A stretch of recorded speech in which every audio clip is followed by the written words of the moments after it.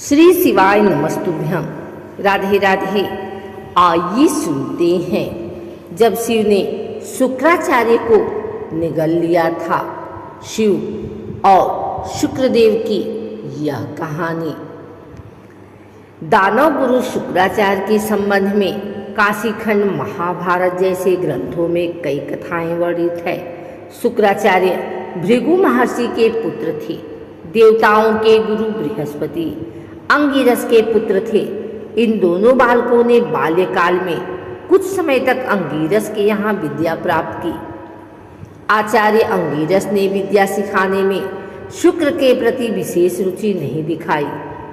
असंतुष्ट होकर शुक्र ने अंगिरस का आश्रम छोड़ दिया और गौतम ऋषि के यहाँ जाकर विद्या दान करने की प्रार्थना की। गौतम मुनि ने शुक्र को समझाया, बेटे, इस समस्त जगत के गुरु केवल ईश्वर ही हैं, इसलिए तुम उनकी आराधना करो। तुम्हें समस्त प्रकार की विद्याएं और गुण स्वतः प्राप्त होंगे। गौतम मुनि की सलाह पर शुक्र ने गौतमी तट पर पहुंचकर शिव जी का ध्यान किया। शिव जी ने प्रत्यक्ष होकर शुक्र को मृत संजीवनी विद्या का उपदेश दिया। शुक्र ने मृत संजीवनी विद्या के बल पर समस्त मृत राक्षसों को जीवित करना आरंभ किया। परिणाम स्वरूप दानव अहंकार के वशीभूत हो देवताओं को यातनाएं देने लगे, क्योंकि देवता और दानवों में सहज ही जाति वैर था। फलतः देवता और दानवों में निरंतर युद्ध होने लगा। मृत संजीवनी विद्या के कारण दानवों की संख्या बढ़ती ही गई। देवता असहाय हो गए। वे युद्ध में दानवों को पराजित नहीं कर पाए। देवता हताश हो गए। कोई उपाय न पाकर वे शिव जी की शरण में गए, क्योंकि शिव जी ने शुक्राचार्य को मृत संजीवनी विद्या प्रदान की थी। इसलिए देवताओं ने शिव जी से शिकायत की, महादेव, आपकी विद्या का दानव लोग दुरुपयोग कर रहे हैं। आप तो समदर्शी हैं। शुक्राचार्य संजीवनी विद्या से मृत दानवों को जिलाकर हम पर भड़का रहे हैं। यही हालत रही तो हम कहीं के नहीं रह जाएंगे। कृपया आप हमारा उद्धार कीजिए। शुक्राचार्य द्वारा मृत संजीवनी विद्या का इस प्रकार अनुचित कार्य में उपयोग करना शिव जी को अच्छा न लगा। शिव जी क्रोध में आ गए और शुक्राचार्य को पकड़कर निगल डाला।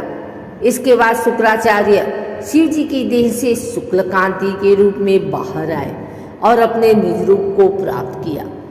शुक्राचार्य के संबंध में एक और कथा इस प्रकार है। शुक्राचार्य ने किसी प्रकार छल कपट से एक बार कुबेर की सारी संपत्ति का अपहरण किया। कुबेर को जब इस बात का पता चला, तब उन्होंने शिव जी से शुक्राचार्य की करने की शिकायत की। शुक्राचार्य को जब विदित हुआ कि उनके विरुद्ध शिव जी तक शिकायत पहुंच गई, वे डर गए और शिव जी के क्रोध से बचने के लिए झाड़ियों में जा छिपे। आखिर वे इस तरह शिव जी की आंख बचाकर कितने दिन छिप सकते थे। एक बार शिव जी के सामने पड़ गए। शिव स्वभाव से ही रौद्र हैं।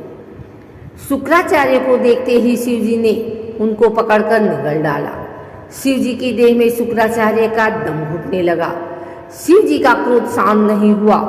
उन्होंने रोष में आकर अपने शरीर के सभी द्वार बंद किए। अंत में शुक्राचार्य मूत्र द्वार से बाहर निकल आए। इस कारण शुक्राचार्य पार्वती परमेश्वर के पुत्र समान हो गए। शुक्राचार्य को बाहर निकले दे शिव जी का क्रोध पुनः भड़क उठा। वे शुक्राचार्य की कुछ हानि करे। इस बीच पार्वती ने परमेश्वर से निवेदन किया, यह तो हमारे पुत्र समान हो गया है, इसलिए इस पर आप क्रोध मत कीजिए। यह तो दया का पात्र है। पार्वती की आराधना पर शिव जी ने शुक्राचार्य को अधिक तेजस्वी बनाया। अब शुक्राचार्य भय से निरापद हो गए थे। उन्होंने प्रियव्रत की पुत्री ऊर्जस्वती के साथ विवाह किया। उनके 4 पुत्र हुए, चंड, अमर्क, त्वाष्ट्र और धरात्र। एक कथा शुक्राचार्य के संबंध में इस प्रकार है। एक बार वामन ने राजा बलि के पास जाकर 3 कदम रखने की पृथ्वी मांगी। यह समाचार शुक्राचार्य को मिला। उन्होंने राजा बलि को समझाया, राजा सुनो, आपसे 3 कदम जमीन मांगने वाले व्यक्ति नहीं हैं, वे नर भी नहीं। भूल से भी सही उनको 1 कदम रखने की जमीन तक मत देना। नीति शास्त्र बताता है कि वारिजाक्ष विवाह, प्राण, मान तथा वित्त के संदर्भ में झूठ बोला जा सकता है। इसलिए मेरी सलाह मानकर याचक को जमीन का दान देने से अस्वीकार करो। शुक्राचार्य ने राजा बलि को इस तरह अनेक प्रकार से समझाया, परंतु राजा बलि अपने वचन के पक्के थे, साथ ही ज्ञानी भी। इसलिए उन्होंने दृढ़ स्वर में उत्तर दिया, यदि याचक नर न होकर नारायण ही हो तो और अधिक उत्तम। यदि उनके हाथों में मेरा कुछ अहित भी होता है तो वह मेरा भाग्य ही माना जाएगा। इसलिए ऐसे शुभ अवसर से मैं वंचित होना नहीं चाहता। मैं अपने वचन का पालन हर हालत में करना चाहूँगा। यह कहकर राजा बलि ने प्रसन्नतापूर्वक वामन को 3 कदम रखने की भूमि दान कर दी। इससे दानवाज शुक्र चिंता में पड़ गए। उन्होंने संकल्प किया कि किसी प्रकार से राजा बलि का उपकार करना चाहिए।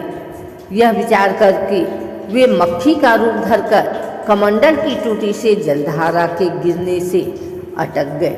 टोटी से जल के न गिरते देख राजा बलि ने तीली लगाकर कमंडल की टोटी में घुसेड़ दिया। तीली मक्खी की आंख में चुभ गई और आंख छितर गई। परिणाम स्वरूप दानवाचार्य शुक्र काना बन गए। तब से दानवाचार्य काना शुक्राचार्य कहलाए।